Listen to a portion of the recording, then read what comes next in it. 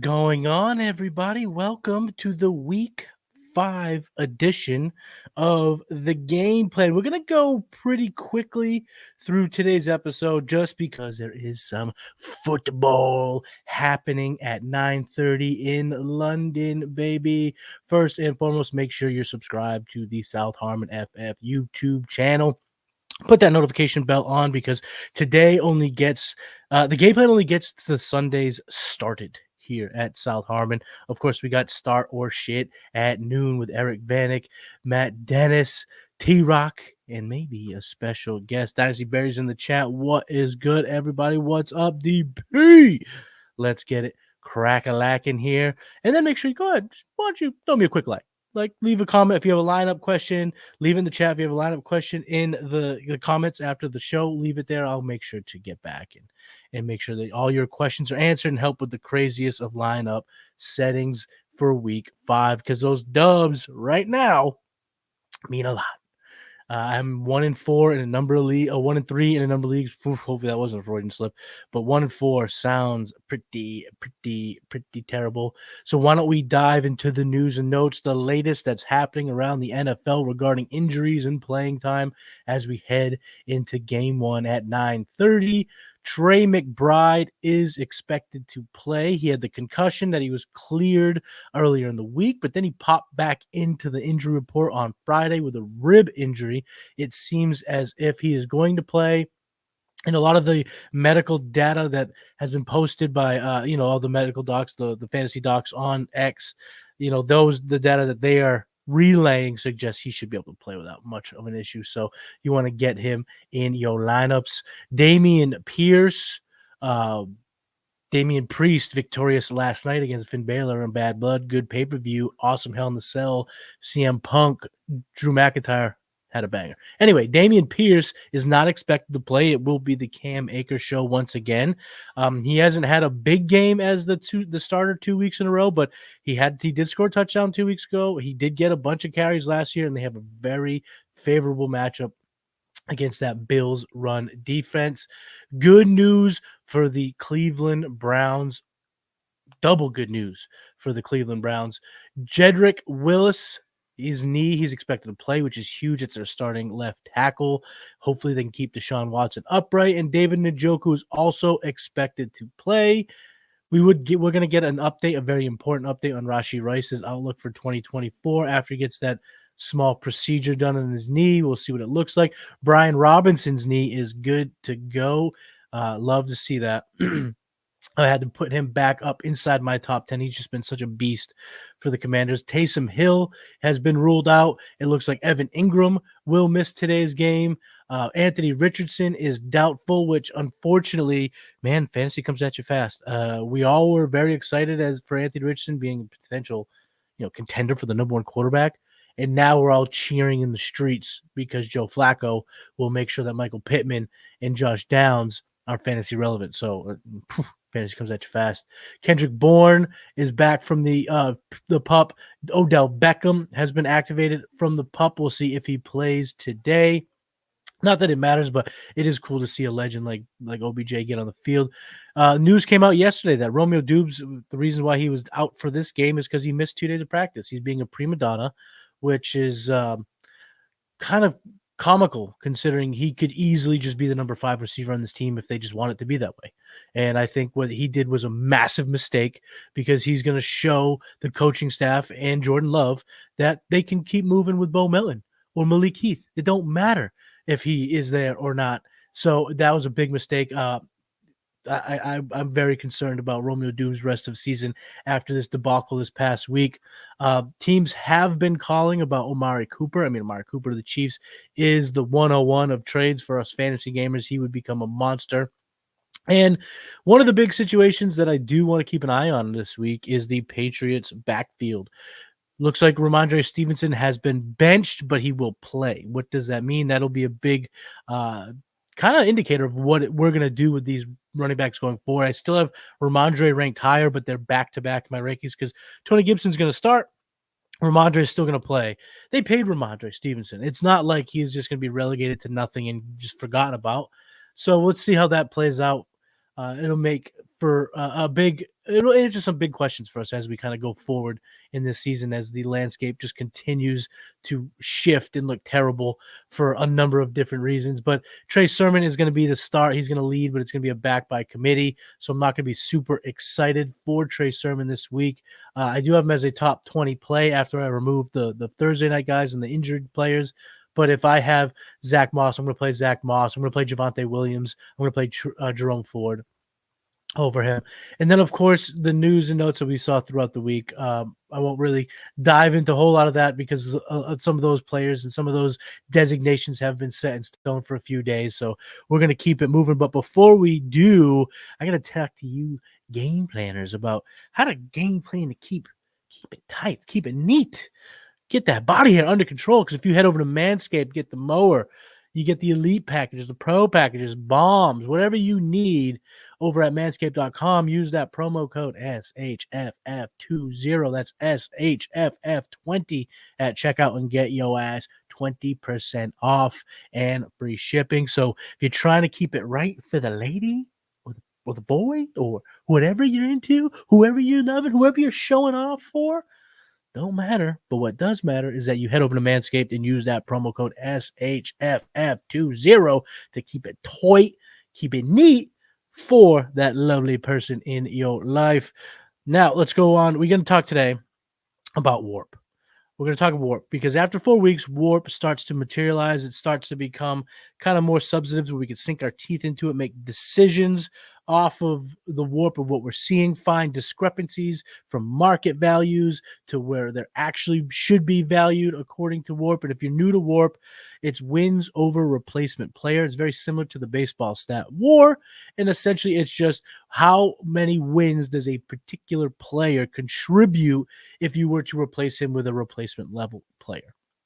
And so it just really indicates value on an individual level in terms of the players. And then you can look at multi-year trends to see kind of how a particular position or how a ranked position. So what does the running back 20 mean in relativity to the wide receiver 28 or what have you? So you can get all that. You can really dive in, and you can dive in the best way. It's league specific on South Harmon FF.com. You can get the WoRP tool. So today we're going to dive into 5 of the WoRP standouts, both good and bad.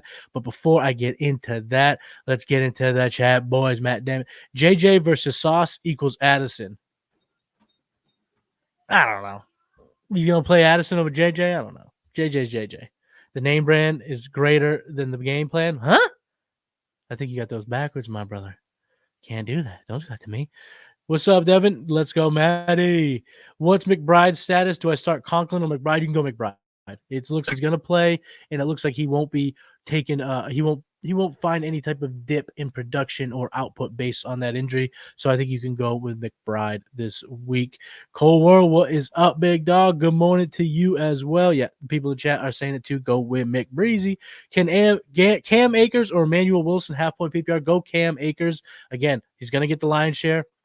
They're not going to give the ball to Dario Ngumboale a whole lot. It's going to be Cam Akers in a game where they're probably going to want to run the ball, establish that in between tackles, which means a lot of work for Cam Akers. Super flex spot, run Aaron Rodgers or risk Flacco if he goes. I got Flacco ranked significantly higher, so I believe he's worth the wait. He's worth it. Or you can wait and get a third quarter. Well, super flex ain't going to be 3 quarterbacks out there. But yeah, I think you can wait for Flacco. It seems like he's doubtful to play. Or Anthony Richardson seems like he's doubtful to play. I've ranked Joe Flacco, not Anthony Richardson this week.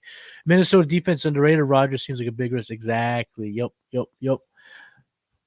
That camera is clean. Yeah. So we've got some upgrades. You know, maybe I'll do a tour. I'll just kind of show the upgrades around the stew afterwards. So maybe that's a good idea there, Christian. Thank you for tapping in. What is going on at South SCO 650? South SCO? Well, I'm from the southeastern coast of Massachusetts, so I guess it kind of makes sense.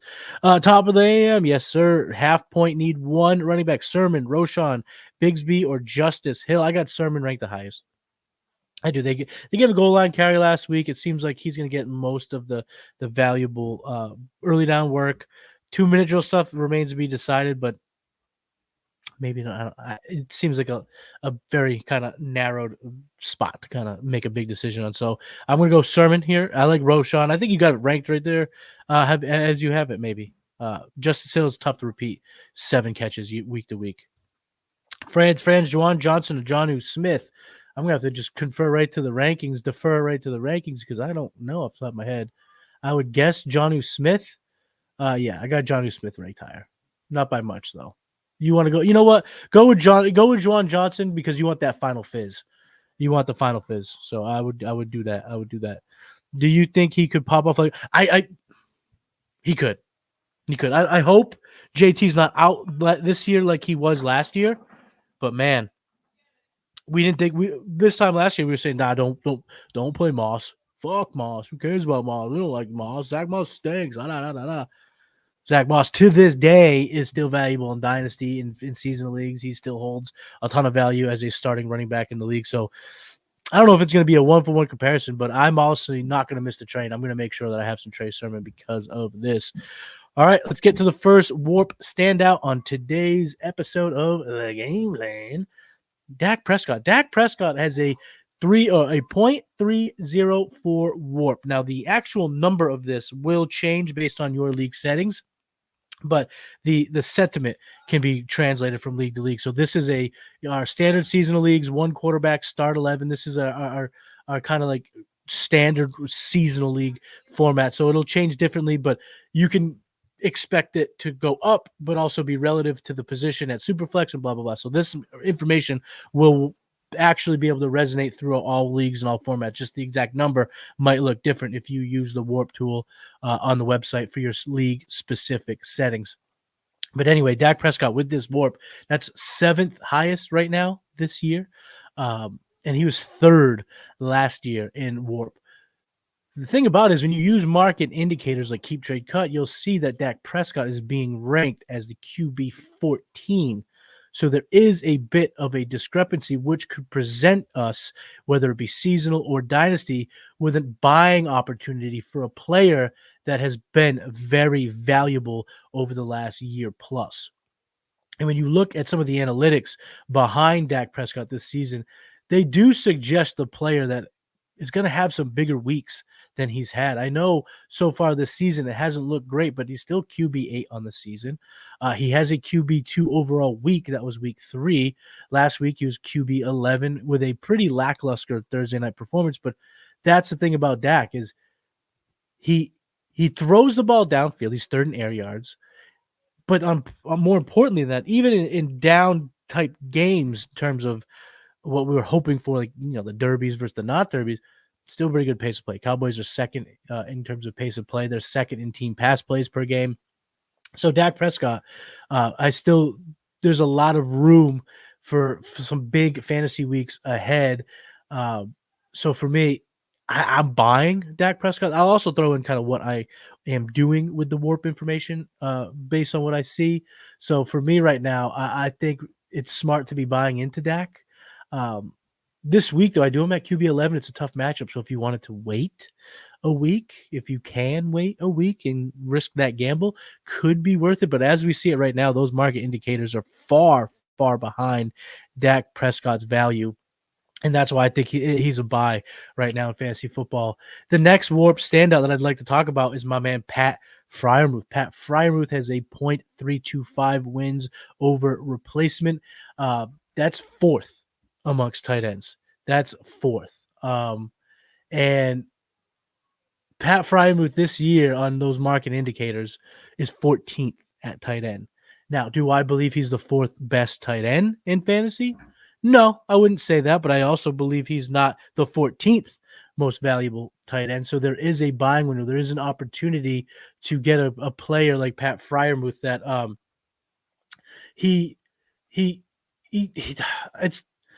he doesn't have the big weeks like we've seen out of guys like Sam Laporta and whatnot. But last week we saw his best game of the year, and this is what it's going to look like: 7 targets, 5 catches, 57 yards, a touchdown. Tight end 2 on the week. Now, the reason why I feel like I get kind of iffy about that is because it doesn't feel like that's a big week, right? When we kind of just lay it out across the terms of the whole season. But It was QB. It was tight end 2 last week, and he's yet to finish outside of the top 15 in a given week. There are better days ahead for the tight end. Now, if they get Devontae Adams, that changed a whole lot, no doubt. But Pat Freiermuth is a tight end that is kind of a bright spot in a dark position. I mean, this position's been awful this year. The players we thought would take advantage or kind of take that next step and become the best of the best, they haven't. The top guys like the Mark Andrews and the Travis Kelce's have fallen down, but we're still hoping that they can turn it around. And then you got a guy like Pat Freiermuth who has been, he's a good athlete. He's like a Hunter Henry type player, someone that can last long in this league. I'm buying. I'm buying a little Pat Freiermuth, but because of the position, due to the nature of it, and due to the expectations of Pat Freiermuth, I don't know if I can necessarily jump too high, spend too much. But I'm definitely checking in on the prices. I'm trying to buy. Like if I roster a player that maybe has a little bit of extra juice right now, like a Cole Kmet after a couple of big weeks. Hell, even if I have a Dalton Kincaid, I don't mind tearing down and trying to get a second piece that way. So there's a number of ways you can attack buying Pat Freiermuth. And right now, when we look at his value versus the market value, I think there's an opportunity to buy. The next player I would like to talk about is actually a negative WoRP standout, and that's Garrett Wilson. Right now, he's at a .233 WoRP. That's 33rd amongst wide receivers. But he's ranked tight end, a wide receiver 10 on Keep Trade Cut. So we're looking at a situation where the market still values Garrett Wilson quite highly. Now, WoRP does not. And I know there are reasons to attribute the lack of fantasy production over his course of his career, frankly. But at what point aren't we going to start exploring moving off of Garrett Wilson because the value is so high? I'm not selling. I still believe in Garrett Wilson. I thought Garrett Wilson was going to have a big year. But now we have the Devontae Adams trade looming. If Devontae Adams goes there, can't imagine it's going to be good for his fantasy production, because a lot of what makes the Aaron Rodgers wide receiver 1 so valuable has always been it could be 3rd and 1 on the goal line, he'll throw to Devontae. Could be 4th and 1 from their 49-yard line, and he gets a 51-yard touchdown to Jordy Nelson. The reliance on his wide receiver 1 explicitly has been a big reason for value in fantasy. And, if Devontae goes there, it's not going to be Garrett Wilson. There are positives in his profile. This is why I can't just sell. He's running a ton of routes. He's 8th in routes run. He's getting 30. He's got 34 targets. It's top 10 in the league. It just hasn't converted to big fantasy days. So far, his biggest week was finishing wide receiver 29 on a given week, where he had 14.3 fantasy points in week 3 against the Patriots. I'm not saying sell. I'm not saying panic. But if there is someone in your league that is really, really into Garrett Wilson, and is willing to send over, if there's someone who's willing to tear down from Amon-Ra, you got to do it. Or if someone's panicking on A.J. Brown, I'm making the swap, especially in seasonal leagues, because the value is more depressed in seasonal for A.J. Brown. But if there's an opportunity to move off of Garrett Wilson and retain some value, it's worth exploring. But again, I'm not panicking. I'm not worried too much about the long-term outcome unless Devontae goes there. If Devontae goes there, it's going to be pretty depressing. I will say this, though. Garrett Wilson's WoRP last year was 22nd amongst wide receivers. So this could be a problem. Last year he had 1,000 yards, but of course with the quarterbacks, you could justify it. That's why I'm not completely selling. But it is time to start getting worried. Now, if you saw Mike and I's joint duo video where we had some WoRP buys and sells, he was selling this player based on WoRP, and I think the time is getting tougher and tougher to sell at elite value. Bijan Robinson. Now, that .393 WoRP is good. It's good relative to fantasy football, but it's not good relative to his value, because that WoRP would put him at running back 16. He was running back 13 last year in wins over replacement, but yet you look at the market indicators, he's running back 1. And because of that market indication, why not sell high? That was Mike's case, and he made a great case. So the fact that Bijan can still be moved for an elite piece. Plus, I mean, tearing down with Bijan is such good practice in seasonal or dynasty as of right now. And when you look under the hood at some of the analytical numbers, there's some good and some bad. It's not a glaring case of buy now, buy. It's kind of mixed. I mean, there's the injuries he's been dealing with. It seems that's why they went away from him completely. Tyler Algier is a good running back. I mean, side note, the Falcons could have been so much better had they taken defensive players instead of going Kyle Pitts and Bijan, because you could have replaced those players. That's a different conversation. I don't need to talk about that. But yeah, Bijan is a sell high because the market's saying it's high. And as the weeks of production don't come to fruition, it's going to be harder to sell at peak value. I mean, 16 fantasy points week 1, 16 fantasy points week 2, but that's down to 13 in week 3 and down to 11 this past Thursday night. So the window is getting smaller and smaller to sell him at a windfall, at a king's ransom. So I think if you haven't checked out Mike and I's duo video, go check it out, because Mike makes a great case to sell. And when you look at the WoRP, it's standing out in such a negative way that, yeah, I think he's onto something, no doubt about it. Pat Mahomes is another standout here, and not in a good way. So he's still a top 5 quarterback on most market indicators.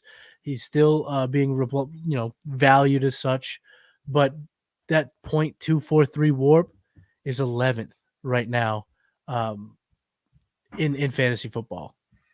Last year was 5th, but it was in the same range. It was a big drop off from the top 4 to him, and the guys that he was valued around: Jared Goff, Brock Purdy, and Tua Tagovailoa. And so, because of that being the case, now's the time 100% to sell in seasonal. In dynasty, yeah, I think you can still recoup some value and sell Pat Mahomes. They're winning football games. They don't need Pat Mahomes to throw the ball 150 times.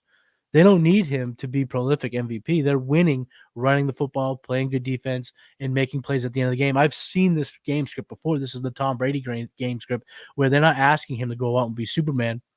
They're just asking him to capitalize on the mistakes that are made at the end of games, whether it be from the opposing team or the referees. And he's doing that. And now, Hollywood Brown's not coming through that door.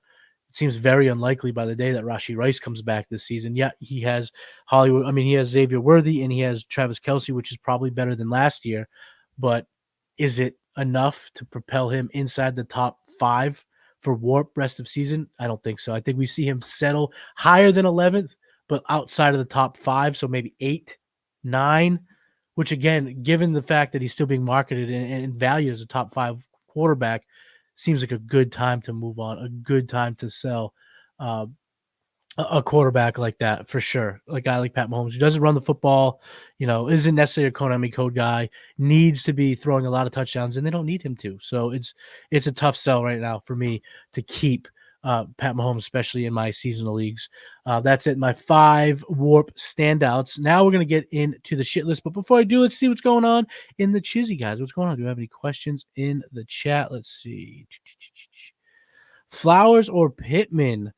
You got Marvin Harrison, Brian Thomas. I got to sit one of the 4, and he was sitting Zay, but you have him the highest of the 4. Talk to me. Let me see here. I do have Zay highest, but Pittman, I would definitely play Pittman after if once it's official that Flacco's starting, Pittman's going to go above Zay Flowers. So I would probably Brian Thomas has just been getting. Man, I have them so close together. And sometimes I love these questions, DP, because now all of a sudden, I get a question like this from Dynasty Barry, and it's like, DB, like, listen, I thank you for this because I might have to resort my rankings. So the way I see it, I'm going to play Pittman for sure. I think I'm going to sit Zay. I think you were right with Zay. I think I'm going to change my rankings. I think I'm going to push those guys up, put Zay at wide receiver 20 after Terry McLaurin, or maybe even after Dontavian Wicks. Again, they just haven't been featuring him at all. So, yeah, I think you were making the right choice. You helped me make a change and make that, it makes me kind of see it a different way. Thank you for bringing that up. I appreciate you, DB. That's awesome. So, yeah, I would go with Zay Flowers to him. Start 1 and 12 by 12. Steele, McLaughlin, Noah Gray, or Noah Fant. McLaughlin. I'd go McLaughlin. It seems like they'll be the 2 running backs on the field for them, so I would go with that. Akers or Dowdle, Jennings or Melton. I would go Jennings and I would go Akers there. Yeah, I know. I appreciate it, Dynasty Barry, because now I'm going to make the changes in my rankings. Because after sometimes you just have to be asked these questions, and you go, "Oh, you know what? Yeah, I kind of got to do it." Bold take: Addison outscores Jefferson in London, baby. Okay, all right, okay. I like it, Fizz. I like it. I like it. I like it a lot. So now, guys, it's the best time of the show. It is the shit list. If you're new to the shit list, what that is a player that's not universally rostered, typically 50% and under in most major platforms. And someone that I think you could put in your lineup, someone that you could kind of sneakily pick up on waivers, start them, and hope for a pretty good week. Let's start at QB. Geno Smith. He's making the list again. He was on it a couple weeks ago, but he's still under 50% rostered on ESPN. He's hosting the New York Giants. They're 6.5-point favorites. The over under of 43.5 suggests a little bit of fantasy output, but he's my QB9, and he's been so good so far this year as a passer. He's leading the NFL in passing yards. He's QB9 in fantasy points per game, and he's doing all that with only 4 passing touchdowns. He hasn't really had that big touchdown game, and with a secondary that's so bad, like the New York Football Giants. I mean, they have one of the worst secondaries this year. They're truly going to be able to take advantage of that passing defense. So I like Geno Smith this week. With all his weaponry, all of his weapons will be there, but he's been super accurate. He's been very, very accurate. In true accuracy rating at 77.7 second in the NFL. Those are just numbers I'm willing to chase. Those numbers I'm willing to believe in. And now we have some in the chat. Geno Fields or Caleb. I have Geno the highest. So I'm gonna say Geno. I'm gonna go with Geno here. The running back that I'm gonna play from the shit list is in that same game, Tyron Tracy. So the fact that they are 6.5-point underdogs on the road suggests to me they might be in a little bit of catch-up mode. No Devin Singletary, no Malik Neighbors. They're going to be playing catch-up mode. Wan'Dale Robinson could be in for 28 catches today, but Tyron Tracy is a sneaky play. Eric Gray has been relegated to the 3rd running back on this depth chart, and Tyron Tracy, we've seen him get opportunities. His opportunities have increased over the last few weeks. Last week alone was his best week, week 3 was his best week, where he had 2 receptions, 40 total yards, 5 carries. So we had 7 opportunities, 5 last week. But he's getting more than Gray is the ultimate point. And we know he's good in the passing game. He has a kind of Rashad White or Antonio Gibson type comp, guy who played receiver a little bit in college, transitioned to running back, but he's got the size. And right now he's not really rostered much in leagues. I mean, he's only 13% rostered on ESPN. I have him ranked as my running back 22 this week. So it's rare that you get an opportunity to pick up a player that's, ranked high on the shit list, but this is the nature of bye weeks and the nature of, injuries racking up and all that stuff. Tracy or Charbonnet, I got Tracy ranked higher, so I'm going to go Tracy here. Tyreek or Tracy in the flex, I'm going to go Tyreek. I think Tyreek has a decent game today. I have him ranked at wide receiver 10. The Patriots have a bad secondary, and I went back and watched all of Tyreek's opportunities, both rushes and receptions.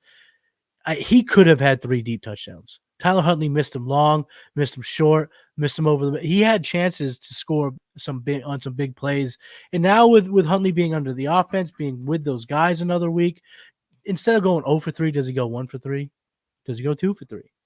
I'm not completely getting off of the Tyreek Hill train this week. I think he has a big week. I think this is a big game for both teams in terms of them being absolutely out of it super, super early. So I'm going to go with that. Saquon and JT are out. Yeah. What? Saquon's out? Oh, yeah, duh. Bye week. Duh. You just made me panic there. I have to play Najee and Kareem. Yeah, I get you, brother. We there now. But I do like Najee this week. At wide receiver, and now I had 2 in the docket, 2 in the holster, ready to rock and roll.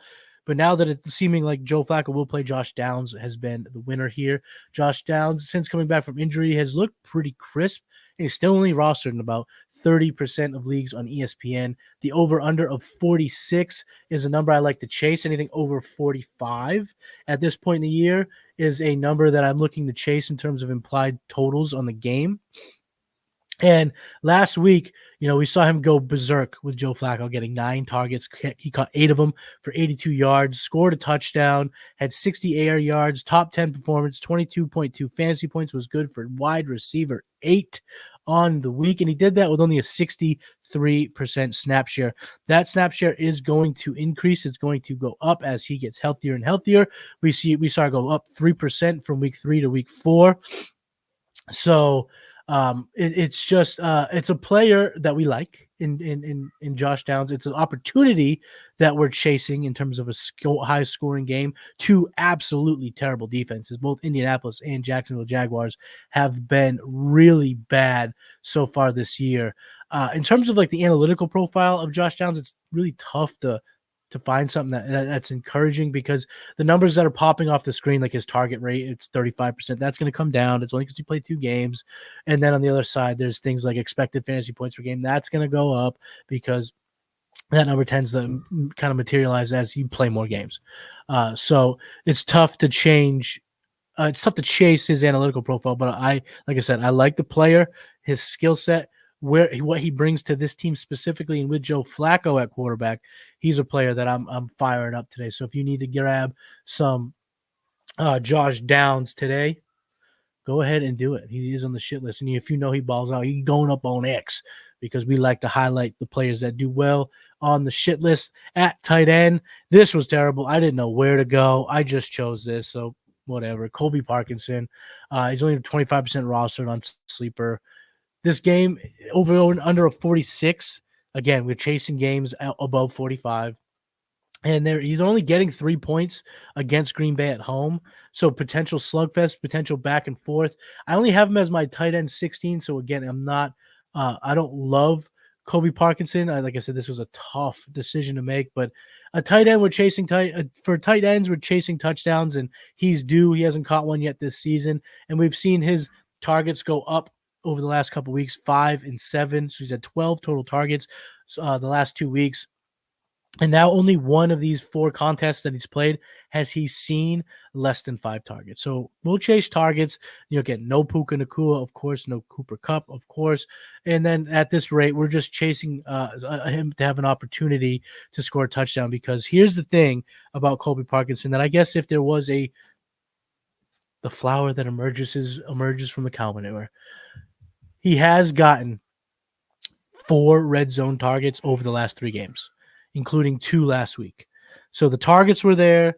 Where he's being targeted seems to be advantageous for the position, and he hasn't scored. He's due. Could he be tight end 12? Yeah, absolutely. And right now he's available in most leagues. So, yep, you're going to want to go ahead and do that. We got a super chat. Let's get it. Pop pick 2. Keenan Allen, Chase Brown, Rico Dowdle, Antonio Gibson, or Andre Yoshivash. So, let's see here. Go with the quick one. I got Chase Brown at running back 28. I got Gibson at running back 25. Dowdle is running back 21. So we keep going higher here.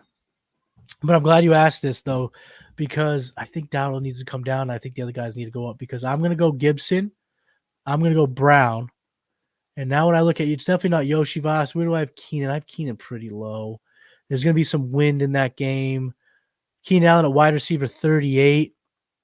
So I'm going to go with Gibson, and I'm going to go with Chase Brown, and I'm going to drop Rico Dowdle.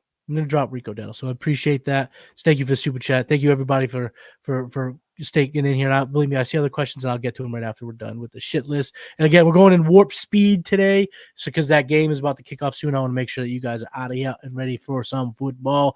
Who I'm streaming at defense is the Green Bay Packers. Only about 30% rostered on ESPN. Again, that 46-point over-under, we chase it for offensive plays. I don't typically chase it for defenses, but they've been getting pressure on the quarterback. They don't have to cover a whole lot of receivers on the outside, and Jair Alexander projects to be back. This is a team that, despite giving up points. They've given up a lot of points to the Vikings, and they gave up a lot of points to the Eagles. They still have been good at giving fantasy points, scoring, being positive, because they get after the quarterback. They've had multiple sacks now every single week, other than one. So the Packers defense is a defense I'm willing to stream this week against an offensive unit that isn't as strong as we hoped it would be.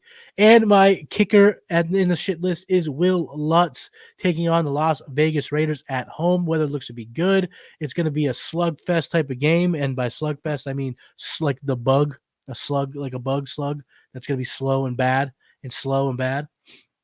But he's only rostered about 2% of ESPN leagues, and he's been a good kicker for this team. They've surprisingly put up some points. He's been able to help convert some kicks, and in altitude, 60-yarders are in play. So Will Lutz is my kicker in the shit list. So that's going to do it. Geno Smith, Tyrone Tracy, Josh Downs, Kobe Parkinson, the Packers D, and Will Lutz. Those are who made the shit list. Let's get these questions, and then we'll get you on out of here for some Week 5 football. Juwan Jennings, Jerome Ford, or Snoop Huntley? Jerome Ford. I like Ford this week. Good morning. Debating a couple people in the deep flex. Pop Douglas, Bo Melton, Demarcus Robinson, Justin Watson. I would rank them Melton, Robinson, Douglas, Watson. So Melton, Robinson, Douglas, Watson. That's how I'd have them ranked. Any more questions? If there's any more questions, I'll get to them. If not, everybody, thank you so much for tuning in to the Week 5 edition of the Game Plan. Make sure you subscribe to the South Harmon Fantasy Football YouTube channel. Make sure you like this video and leave a comment if you have a lineup decision that you'd like to have confirmed or get an opinion of. Drop it in the comments. I'll make sure I get back to it.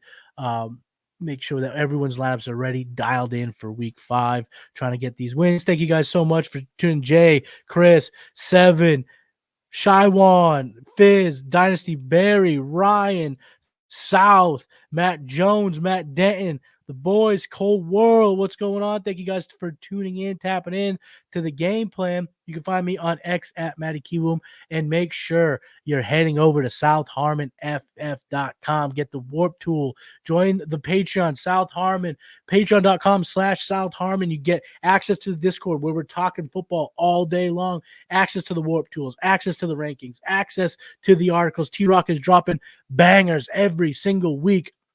So make sure you're doing all that. Get on in there and join the community. Join the boys. We're bringing the boys back to fantasy. Over at South Harmon, we're doing the damn thing. So thank you guys so much for being part of it, and everyone who will become part of it soon enough. Thank you guys for tapping in. I'll see you next week. Just keep on game planning, my friends. Peace.